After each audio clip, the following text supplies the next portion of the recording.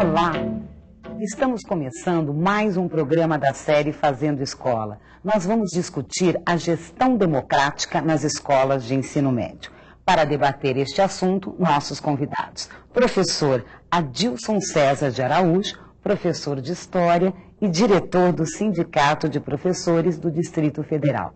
O professor Walter Garcia, diretor do Instituto Paulo Freire, São Paulo. E a professora Helena de Freitas, professora da Faculdade de Educação da Unicamp.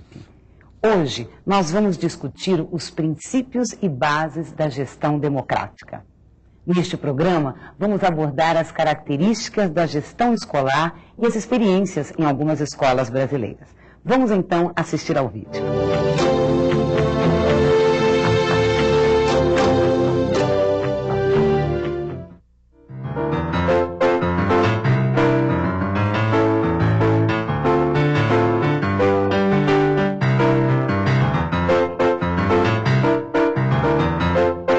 Educação sempre está relacionada à produção do conhecimento. A produção do conhecimento envolve a crítica ao conhecimento estabelecido, envolve o questionamento, as perguntas, e isso, no governo militar, obviamente, era muito difícil de ser feito. O lado mais negativo que eu vejo é a perda de uma vitalidade que era necessária nas escolas, da escola infantil à universidade.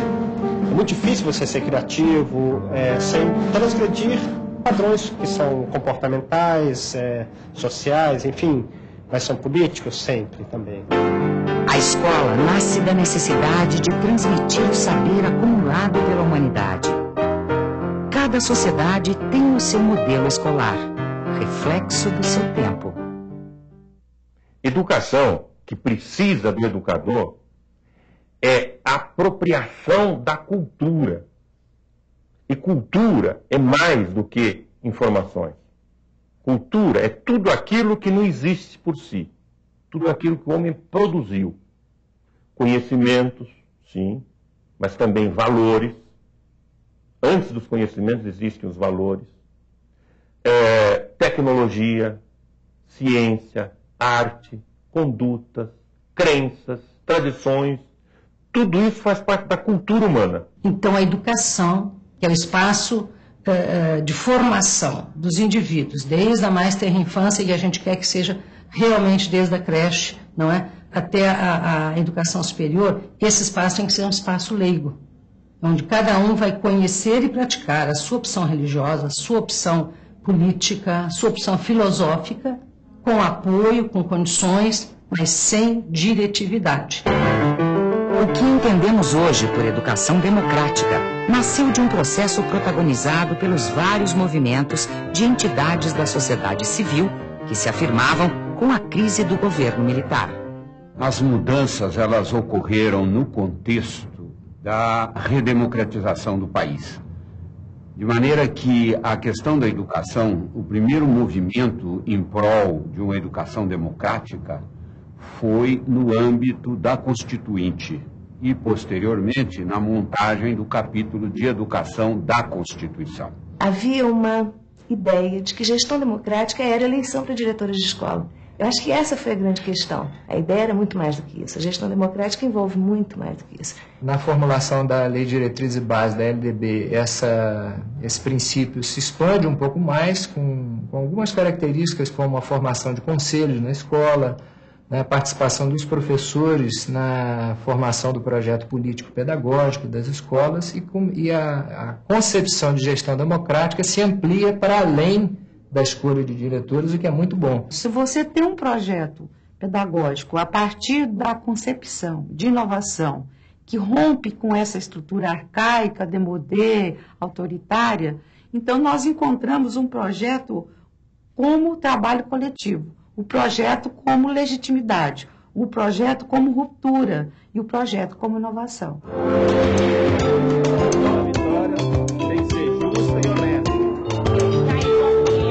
A gestão democrática escolar está ligada ao processo de construção da cidadania, tendo como estratégias o projeto pedagógico e o conselho escolar, que reúne professores, funcionários, alunos e pais. São todos atores interessados na construção de uma verdadeira escola pública de qualidade. Eu tenho um detalhe para mostrar para vocês, assim, como era antes da gestão democrática nessa escola. Vejam essas fotos. Hoje nós temos aqui laboratório, onde existia só lixo e água.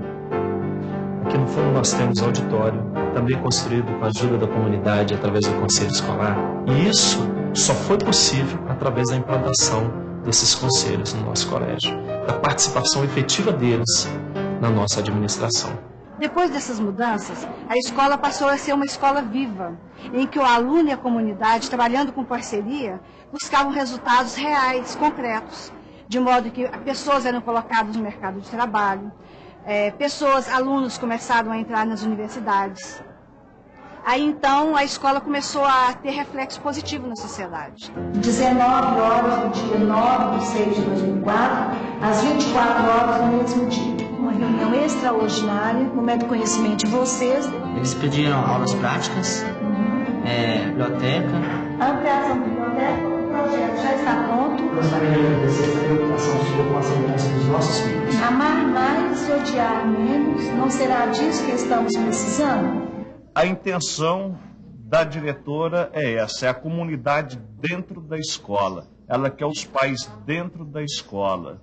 Então ela fez essa abertura para que os pais e a comunidade estejam aqui dentro, acompanhando o trabalho dela, acompanhando o que é feito dentro da escola. Nós iniciamos o nosso projeto político-pedagógico fazendo o levantamento de todas as necessidades da escola, uma avaliação diagnóstica da escola.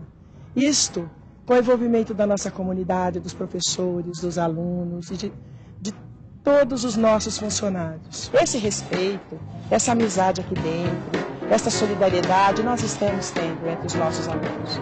Então o que é isso? A integração escola e comunidade. A escola passou a respeitar a sua comunidade e a comunidade passou a respeitar a escola. A escola faz parte da comunidade, pertence à comunidade, é isso que eu falo para eles. Só que vocês têm que fazer bom uso da escola. A escola pertence a vocês.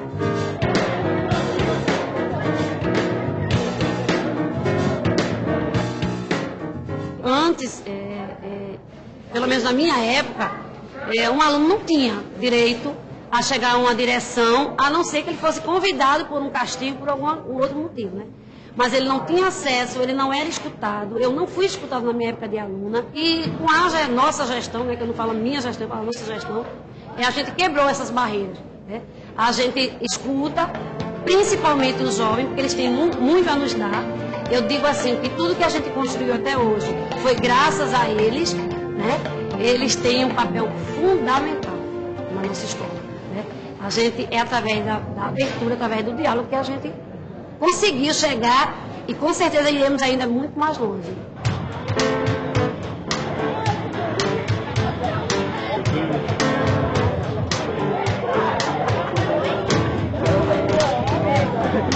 Uma verdadeira educação democrática é aquela onde todos vão ter acesso, todos poderão participar juntos para poder ver porque eu digo que a direção não é minha, né? A direção somos todos nós, a escola. Uma escola democrática é essa, quando caminham todos juntos.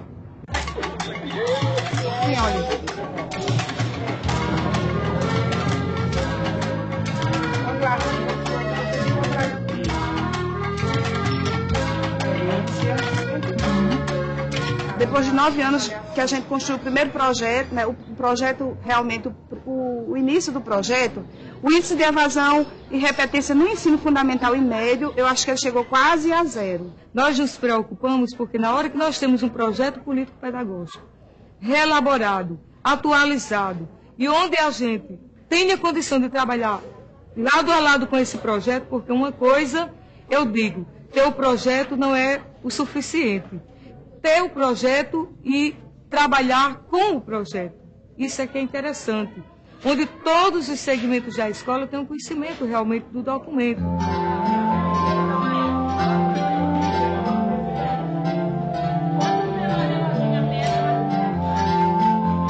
Dentro da escola eu aprendi que a gente não deve ver as coisas só pra gente.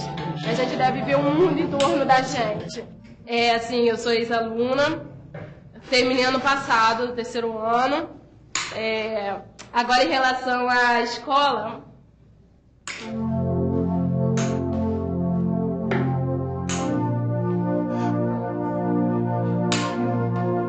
Falar da escola, aqui dentro é como se fosse uma segunda família. Eu tenho grandes amigos aqui dentro.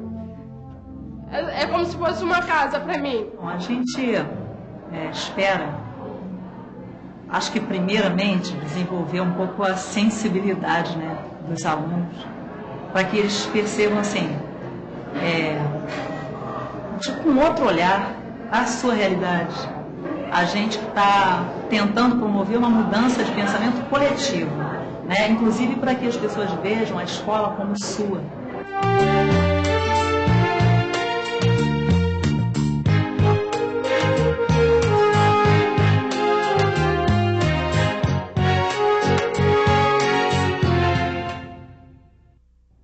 Agora que nós assistimos ao vídeo, eu gostaria de ouvir os comentários gerais. Professora Helena.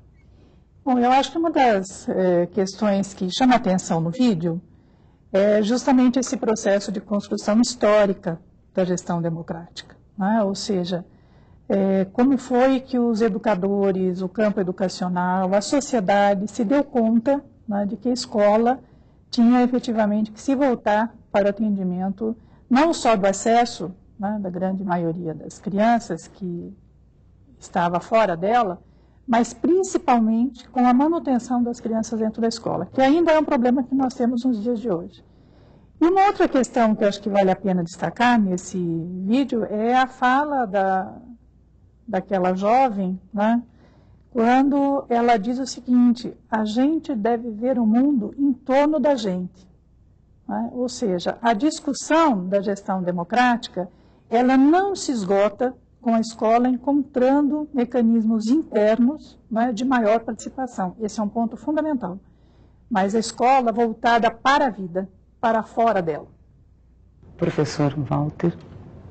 Eu concordo em tese com todas as colocações que foram feitas, né, nesse vídeo que nós assistimos, especialmente porque eu entendo que a gestão democrática é um conceito referencial que engloba várias expectativas de mudanças e de inovações que nós gostaríamos que acontecesse nas escolas. Como estudioso da questão das inovações, ela é vista como uma solução mágica, e eu não concordo com essa visão que habitualmente os políticos têm da inovação. A inovação é uma coisa, segundo os estudos feitos em nível mundial, que acontece muito esporadicamente, em aspectos específicos e em situações muito peculiares. Por isso que me pareceu interessante esta abordagem assim, geral que foi feita, porque a gestão é vista assim como um conceito referencial que engloba isso que a professora Helena falou, da melhoria da qualidade da educação. E é esse a nossa expectativa, o nosso objetivo comum. Professora Edilson. Eu acho que as experiências que são demonstradas no vídeo sinalizam para a construção de uma gestão de fato pública. Porque o que tem caracterizado a educação brasileira é justamente esse afastamento, essa exclusão da comunidade, a ausência de conselhos escolares e de instâncias representativas para discutir um direcionamento público para a gestão da educação. Então, nos últimos 20 anos, isso tem sido sinalizado e as experiências demonstram isso. Mesmo porque, antes dos anos 80, o que marcou foi uma gestão extremamente autoritária, hierarquizada, onde as relações eram extremamente distanciadas entre direção, professores e alunos. E as experiências que se iniciaram a partir dos anos 80 e que são apresentadas aqui, apontam para um outro caminho, que é o da construção da cidadania por meio da escola. É ir no sentido de democratizar a escola para ir para uma democratização mais ampla, que é a da sociedade brasileira. Ótimo. Bom, vamos continuar esta discussão daqui a pouco. E no próximo bloco, a gente vai discutir as características de uma boa gestão escolar. A gente volta já.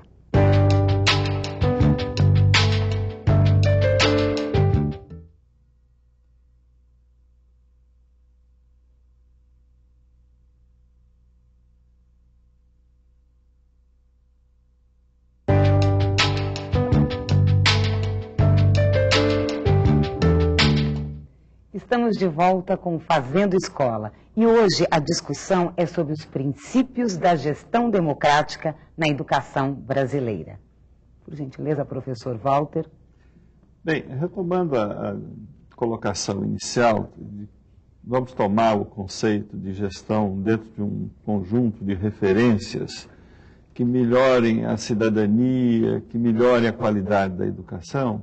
Eu gostaria de propor aos colegas uma discussão a partir de um documento que foi desenvolvido pela Unesco da América Latina, um estudo que demorou 7, 8 anos, analisando 16 países da América Latina e Caribe, buscando identificar aquelas características que indicam uma boa escola. Eu vou me permitir fazer uma leitura dessas 10 características, porque, em certa medida, essas características favorecem, facilitam o processo de construção da cidadania e da aprendizagem do aluno.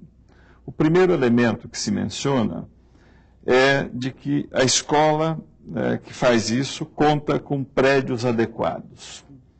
O segundo elemento diz que a escola dispõe de materiais didáticos e uma quantidade suficiente de livros e de recursos na biblioteca. Isso, inclusive, já foi mencionado aqui. Há autonomia na gestão, o terceiro elemento. O quarto nos diz que os docentes têm uma formação inicial pós-médio, ou seja, todos têm uma formação especializada para professor. O quinto é de que há poucos alunos por professor na sala de aula. O sexto ponto indica que os docentes têm autonomia profissional e assumem a responsabilidade pelo êxito ou fracasso dos seus alunos. O sétimo ponto nos diz que pratica-se a avaliação de forma sistemática. Então, todos sabem a quantas andam. O oitavo ponto menciona que não existe nessa escola nenhum tipo de segregação. Todos são tratados igualmente. O nono ponto fala de que os pais se envolvem com as atividades da comunidade escolar. E o último ponto menciona que o ambiente emocional é favorável à aprendizagem. Seria bom que a gente pudesse comentar um pouco a partir disso, né? Professora. Eu acho que o que esse relatório levanta, e um pouco nós podemos observar isso no vídeo, né? É que há algumas pré-condições para que a gestão democrática aconteça, né? Nós não podemos partir do princípio de que meramente a existência de conselhos escolares ou de eleição de diretor, né, seja fator de garantia da qualidade da educação.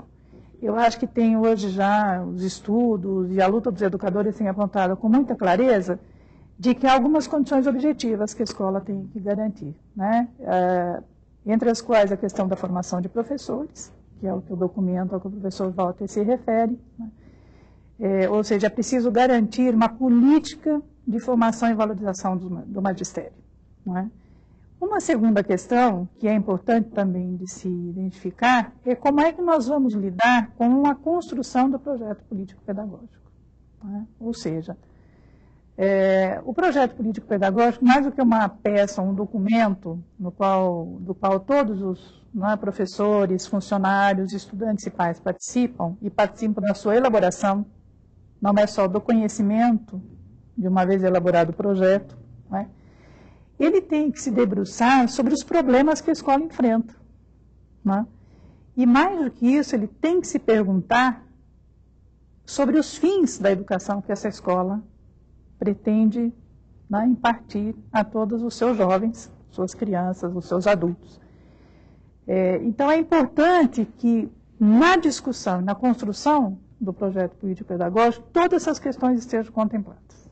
Eu levantaria, por exemplo, alguns impedimentos para que essa gestão da escola hoje ainda venha a ser democrática, né? Eu diria que é a questão do número de alunos em sala de aula, não é? Os países têm descoberto, claro que mais do que 20 alunos em sala de aula é impossível de você oferecer um ensino que garanta uma certa qualidade. Uma escola de tempo integral, né? Uma luta histórica dos educadores. Ou seja, sem uma escola de tempo integral é impossível você oferecer uma formação, né, humana integral.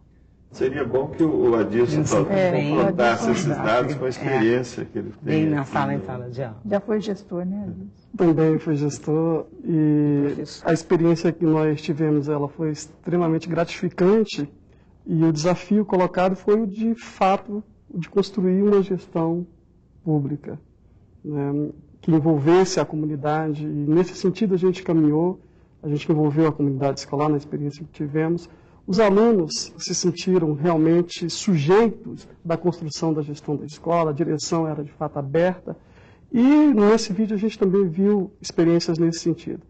Agora, eu acho que é importante a gente destacar aqui que uma gestão democrática, ela não deve expressar apenas a visão do diretor da escola, de interpretar os fatos, mas, sobretudo, a construção de um sentido coletivo para onde a escola quer caminhar.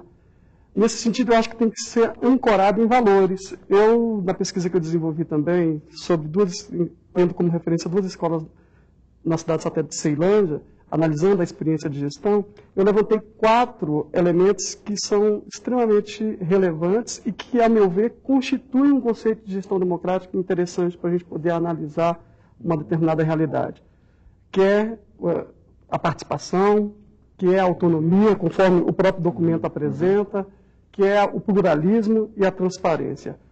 Participação no sentido de ser uma participação efetiva. Não é aquela participação em que a direção toma as posições e chama o grupo para referendar. Uma participação que seja construída coletivamente as decisões da escola. Então, uma participação que seja permanente nas instâncias representativas da escola. Então, a participação ela tem que ser um elemento presente na gestão da escola.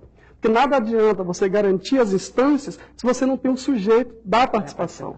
Outro elemento também que eu desenvolvi, que eu acho importante destacar, é o da autonomia. A autonomia no sentido de que ela só existe se houver a ação política dos sujeitos da escola. Ou seja, o professor, a comunidade escolar, tem que estar predisposta a participar para garantir essa autonomia. A autonomia não vem por decreto, ela é também fruto da ação política. É lógico que os governantes têm que facilitar o exercício dessa autonomia. O pluralismo também é algo relevante. Pluralismo que se pauta no respeito a diferenças de pensar, a diversidade, aos projetos individuais e coletivos que existem na escola. Né? A nossa história é uma história de autoritarismo e de exclusão. Se nós fizermos um gancho dos anos 30 até os anos 80, nós tivemos um golpe a cada 3 anos na história do nosso país. 15 anos de ditadura Vargas, 21 anos de ditadura militar. Então nós estamos acostumados a ficar calados. Então é necessário a gente construir essa consciência crítica. Então isso vai depender da nossa ação também. Então autonomia no sentido da gente construir a cidadania por meio da nossa ação. E um último ponto que eu acho que é preponderante é o da transparência. Não dá para falar em espaço público se a lógica de funcionamento continuar sendo fechada. Então é necessário que as nossas escolas, que a ação pedagógica do professor seja pautada em dar satisfação dos seus atos e procedimentos ao público. Então, esses 4 elementos, a meu ver, são significativos para a gente começar a construir um sentido público para a nossa escola, porque a nossa história tem dito que a nossa escola mais tem sido um instrumento estatal do que, de fato, público. Então, essas são as considerações. Eu tenho a impressão que a professora Helena levantou uma questão chave dentro desses elementos que ela menciona e que o Adilson coloca com muita ênfase também. A questão do professor tem sido registrada em várias pesquisas como relevante na construção desse projeto. Da mesma forma que o diretor da escola também pode ser um excelente facilitador de todo esse processo.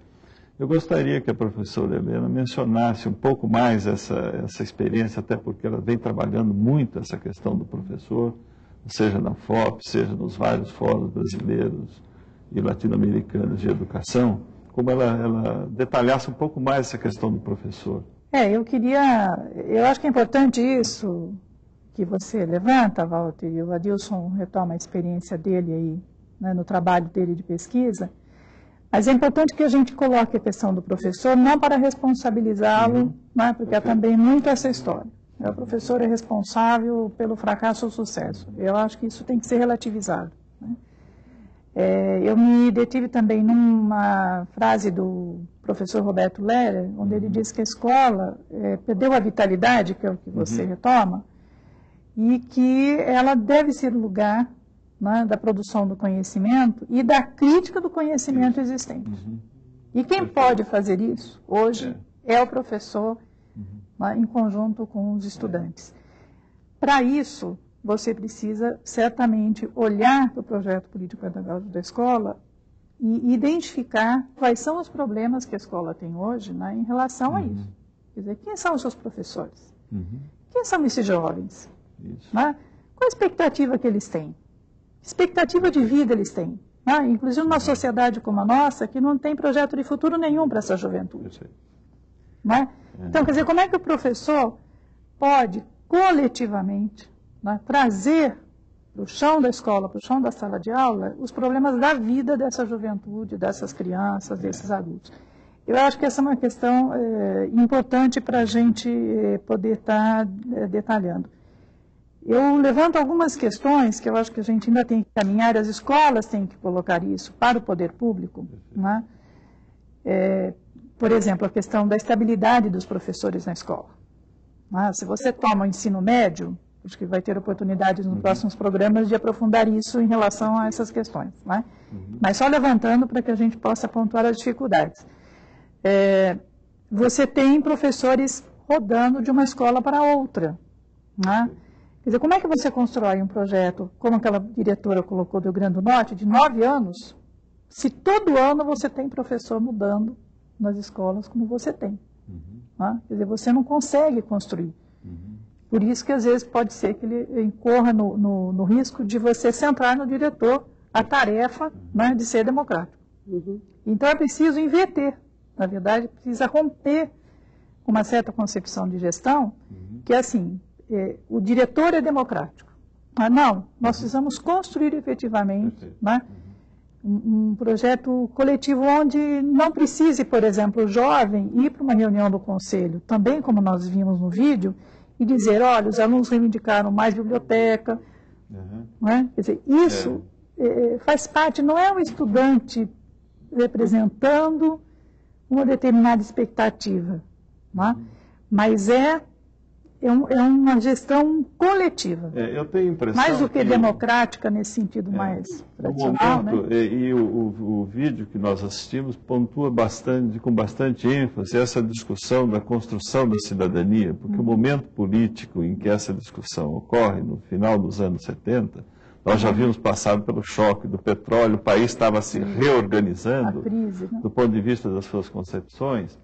E realmente o professor, para poder dar conta desses novos enfoques, o Paulo Freire insistia muito nisso. Nós temos que reinventar a escola para abrigar essas novas concepções, essa formação, essa cidadania, esta participação compartida, que o Adilson menciona bem nesse projeto que ele estudou nas escolas de Brasília, né?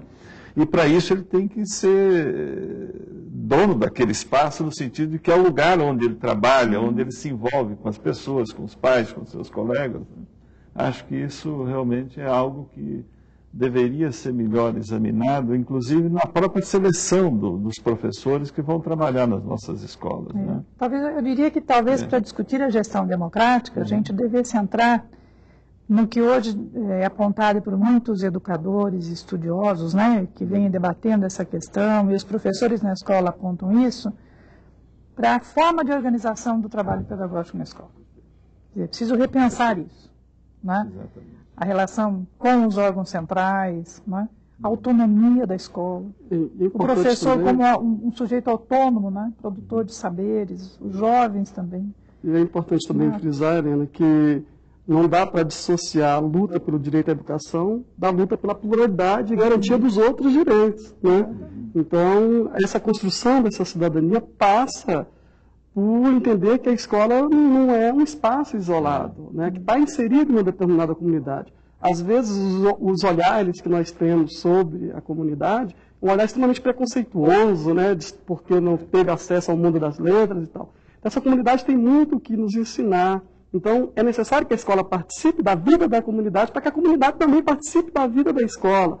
Então, muito mais do que controlador, né, que é uma herança da gestão burocratizada, controlador, fiscalizador, cumprimento de normas e rotinas, o gestor tem que aliar essa dupla dimensão.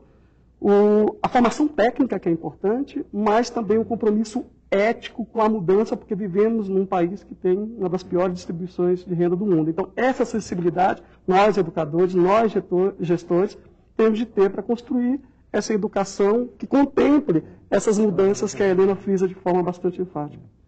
E se isso não for feito dessa maneira, como vocês indicam, de uma forma participativa, crítica, nós corremos o risco de cair naqueles engodos que habitualmente são praticados em nome das inovações, que apresentam milagres de um dia para o outro, né? Ora são os computadores, ora abrir as escolas à noite para reduzir violência, uma série de factoides que se criam sem esta participação crítica e ativa da comunidade, que no fim só servem muitas vezes para te afastar do verdadeiro foco que você gostaria de construir, né? Acho que esse também é um alerta que nós temos que deixar para os nossos colegas, que este é um projeto coletivo, de construção contínua e de reconstrução contínua também. Tem uma importância grande. E no vídeo, quando uma aluna se emociona, uma ex-aluna, aí é um fator, né? E é importante a gente frisar, né? Porque a gente costuma esquecer do aluno, né? Acho que a importância do aluno ela tem que ser resgatada e tem que ser valorizada, né? Porque com o espaço de construção de cidadania, não dá para falar que eu vou formar o cidadão do futuro como cidadão, se eu não garanto espaço para ele dialogar, para ele se expressar no cotidiano. Eu lembro que na nossa experiência, a gente implementou um acordo de convivência, onde o regimento escolar foi implementado a partir de um amplo debate coletivo. Os alunos estabeleceram 10 regras para a direção e professores seguirem, e os professores também estabeleceram 10 regras para os alunos. Eles se sentiram cúmplices do processo, porque foram elaboradores, fiscalizaram e construímos uma regra coletiva que foi extremamente salutar para o ambiente escolar. E que não é inventar a roda, são experiências que basta para você ter iniciativa de querer, de fato, democratizar o espaço escolar. Agora, a gente não pode esquecer também que a gente, às vezes, restringe o discurso de democracia ao ambiente escolar. Basta eleger o diretor, o conselho escolar. É necessário também democratizar as instâncias médias e superiores. Nada adianta garantir a eleição se tudo é emperrado nas regionais, nas delegacias de ensino. Então, é uma democratização ampla da escola e da gestão, seja no processo de elaboração das políticas educacionais, seja no acompanhamento e seja também na avaliação com critério social envolvendo a comunidade escolar. Concordo com você, Adilson. A única dificuldade que às vezes nós temos no Brasil, por sermos um país federado, onde você tem atribuições do nível federal, do nível estadual e do nível municipal, essa articulação desses atores é muito complicada às vezes, né? E aliás, isso não aconteceu só no Brasil. Em toda a América Latina, a gente tem observado que um dos primeiros movimentos que nós fizemos na década de 70, na década de 80, foi da descentralização educacional. E isso se revelou que muitas vezes você jogou a bomba para a instância inferior, diz, olha, vire-se, dê um jeito na sua situação. Isso ocorre com muita frequência. Na hora que não interessa ao decisor maior, que tem os comandos das rédeas políticas, então esse é o problema da escola, como se a escola fosse a solução de todos os problemas, quando às vezes ela está absolutamente impossibilitada. Eu creio que vocês devem ter observado isso lá também, né? Vinham normas que não tinham sido discutidas ou passado pelo crivo dos professores e do próprio conselho escolar, muitas vezes, né? Professor, nós vamos interromper um minuto, porque nós vamos agora para o intervalo e no próximo bloco vamos discutir os novos procedimentos na construção do dia a dia da escola. Nós voltamos já.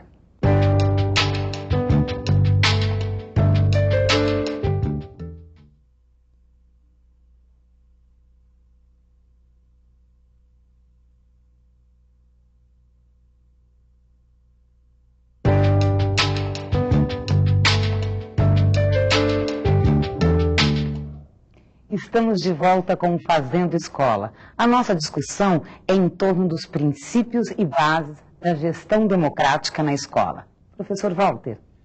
Bem, eu queria retomar o foco no ensino médio, já que esse é o tema que está como pano de fundo na nossa discussão.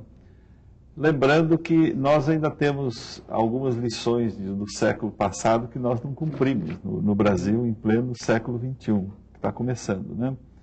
E eu me recordo de uma expressão que o professor Anísio Teixeira usou em 1959, ao prefaciar um livro muito interessante que mostrava como a Europa, Estados Unidos, Canadá e os países desenvolvidos em geral estavam enfrentando as novas demandas científicas e tecnológicas do mundo a partir do encerramento da Segunda Grande Guerra, de 1945.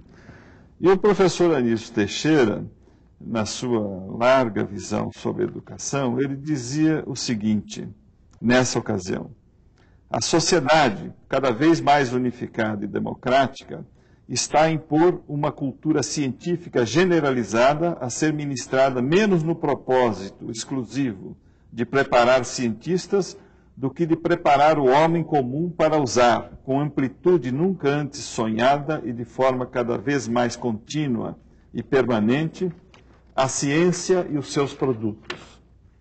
E se nós pensarmos um pouco, todas essas discussões que nós fazemos hoje, vamos ter um quarto ano de ensino médio e tudo, será que não estava na hora da gente pensar nessa questão da gestão democrática de uma forma mais integrada, mais articulada dentro de um conceito de educação básica, onde você pudesse ter uma educação que efetivamente preparasse esta nova cidadania que nós estamos reivindicando aqui?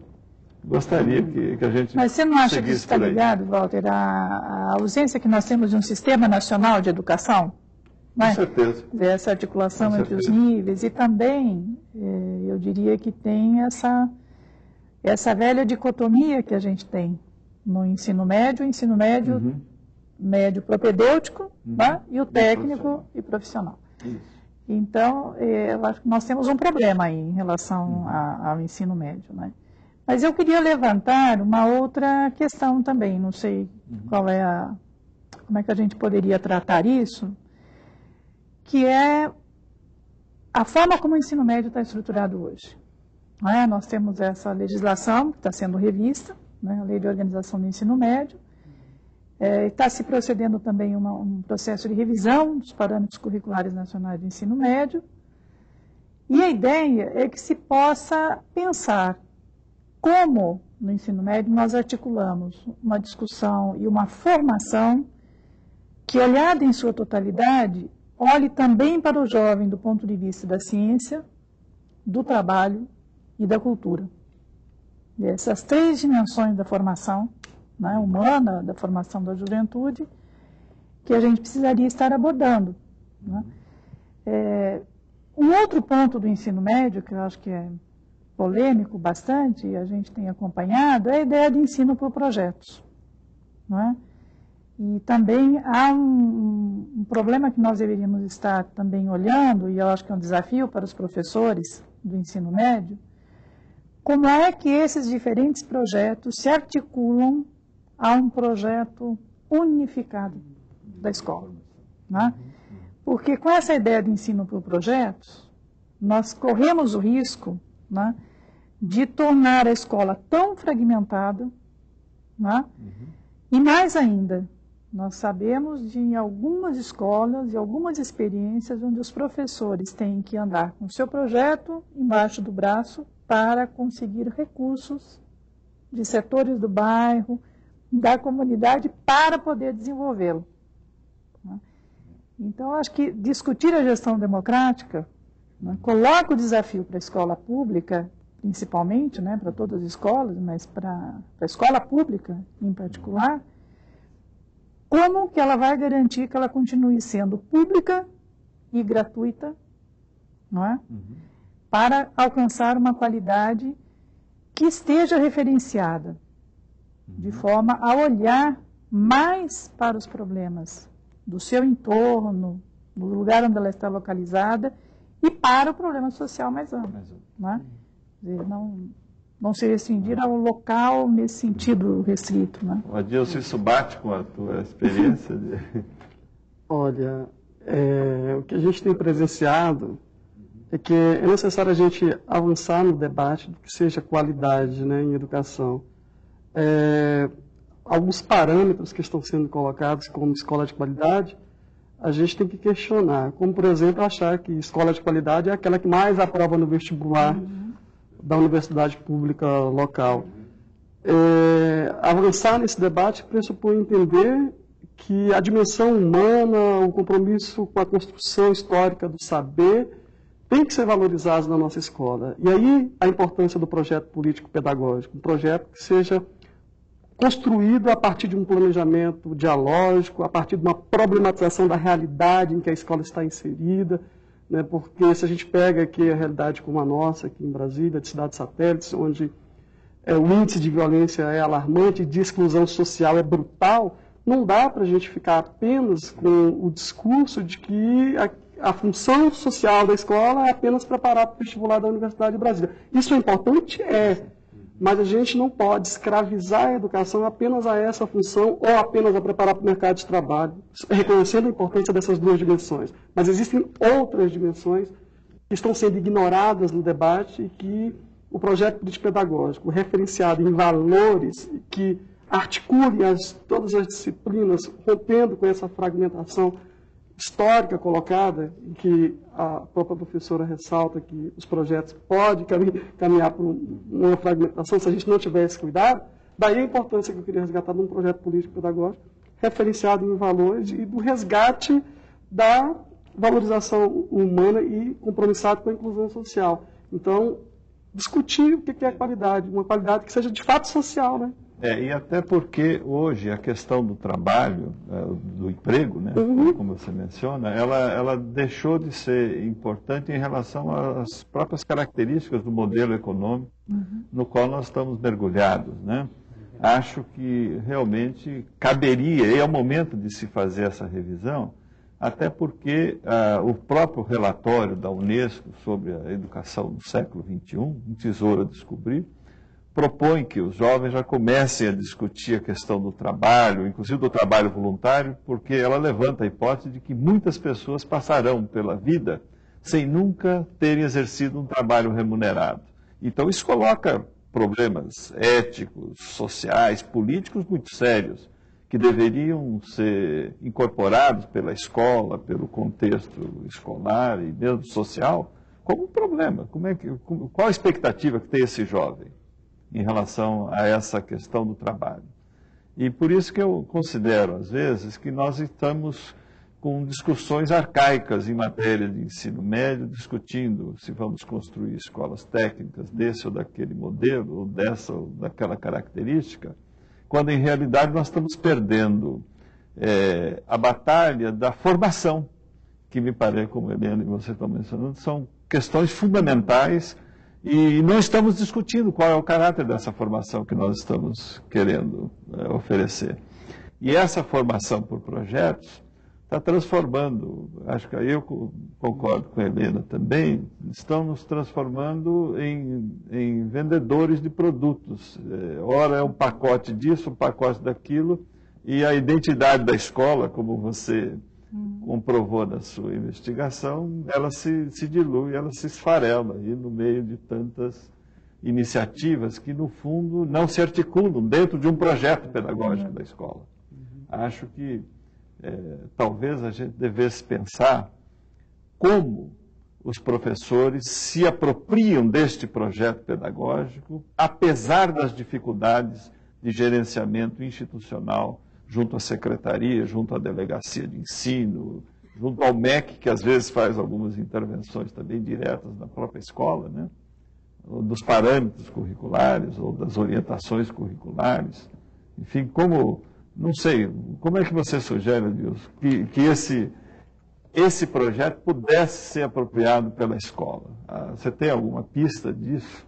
Esse é um desafio a ser construído, mas eu acho que passa por uma construção coletiva. Eu não vejo outra alternativa que não explicitar o debate, revelar a discussão e sair de um discurso que é meio hipócrita e que acaba escondendo esse verdadeiro viés que é o de construir uma escola compromissada com essa formação mais humana. Então, as pistas eu não teria, mas eu acho que passaria, se tiver, no caso, passariam pela construção coletiva e pela democratização do espaço escolar, ampliando a gestão, trazendo as associações comunitárias. Eu acho que a gente tem que revelar o debate, fazer da escola um espaço público de fato. Espaço público de fato pressupõe reconhecê-la, ocupá-la e debater, mesmo porque a gente vive num processo de profunda descidadanização, né? Profundo fechamento, né? Esse processo de globalização perversa tem nos isolado cada vez mais. Então, a gente tem perdido essa dimensão da sociabilidade. Então, a escola ainda é um dos últimos redutos de encontro, de conversação. Então, a gente tem que explorar mais essa arte da conversação e do diálogo. Isso implicaria que o professor, então, pudesse se dedicar mais à escola, né? Como você estava dizendo. Eu acho que tem algumas questões quando você pergunta que pistas a gente tem, e precisa que a gente saia um pouco dessas questões arcaicas, eu fiquei um pouco motivada pelas questões que o Walter coloca. E aí eu fico pensando que as correntes pedagógicas mais avançadas também têm apontado, por exemplo, com uma questão que é a questão da auto-organização dos jovens na escola, tá?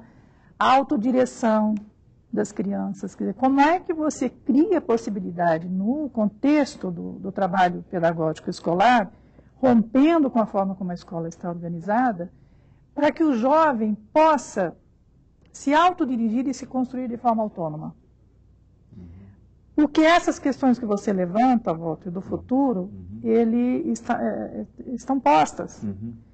Então, na medida que o jovem aprende durante o processo de trabalho pedagógico a ser autônomo na sua formação humana, multilateral, dos sentidos, da estética, da arte, cognitivo, da personalidade, dos valores, enfim, da cultura, né, do que a gente chama dessa formação mais integral, ele vai se encontrar melhor preparado para enfrentar esses desafios que estão postos fora da escola. Fora da escola, né? Não é? Então, quando a gente fala na gestão democrática, não é para resolver os problemas da escola exclusivamente. Não é? Eu acho que ela nos ajuda, a nós professores, ao corpo de professores, principalmente da juventude, não é? A poder ser autônomo de um lado e de outro na construção coletiva. E entender que a superação dos problemas que ele vai enfrentar na sua vida e que ele já enfrenta, né, só vai se dar de forma coletiva. E se eles se auto-organizarem de forma autônoma. Eu acho que esse é o aprendizado melhor do que a gente pode entender como um projeto político-pedagógico de gestão democrática da escola.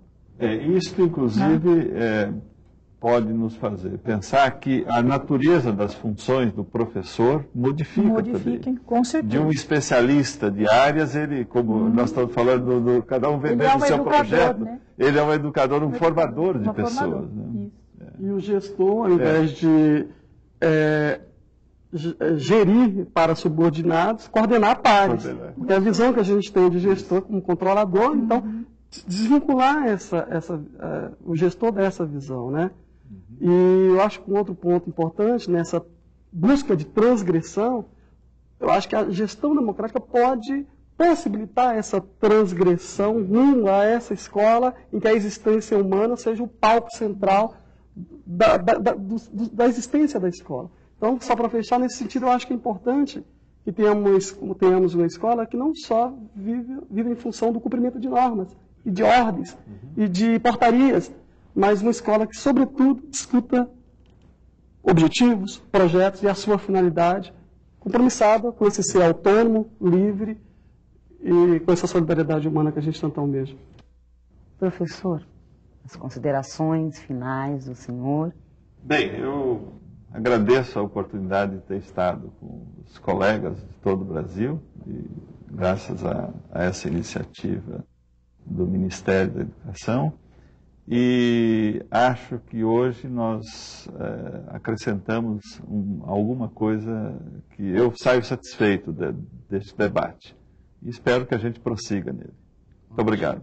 Professora Helena de Freitas. Eu acho que essa temática da gestão democrática da escola, do projeto político-pedagógico, vai poder ser melhor aprofundada, né, no decorrer de todos esses programas. E acho que os professores da escola têm um desafio, todos nós, né, os educadores, que é descobrir aquilo que pode ser mudado, como diz o Brecht. Né? Brecht tem uma poesia que ele diz lá, eu gosto muito. Eu que nada mais amo do que a insatisfação com que se pode mudar, nada mais detesto do que a profunda insatisfação com que não pode ser mudado. E o que pode ou não ser mudado depende também de nós. Professora. Acho que o grande desafio colocado é o de democratizar a escola como espaço público. Nesse sentido, é necessário que a gente tenha clareza que esse é um processo gradativo de libertação das amarras individualistas, da pedagogia do isolamento, do autoritarismo, da relação hierárquica que tem prevalecido. Libertar dessas amarras é um processo lento, mas que exige da gente paciência, tolerância, ousadia e vontade política. Eu acho que esse é o grande desafio colocado para todos nós. Eu agradeço a presença de todos, professora Helena de Freitas, o professor Adilson de Araújo, o professor Walter Garcia. E agradeço a você, professor, aluno, diretor. E é isso aí. Espero que esse debate continue nas escolas, porque gestão democrática é debate, discussão, participação da comunidade. E não percam, na semana que vem, dentro desta mesma série, o programa sobre o projeto político-pedagógico, conceitos e significados. Até lá!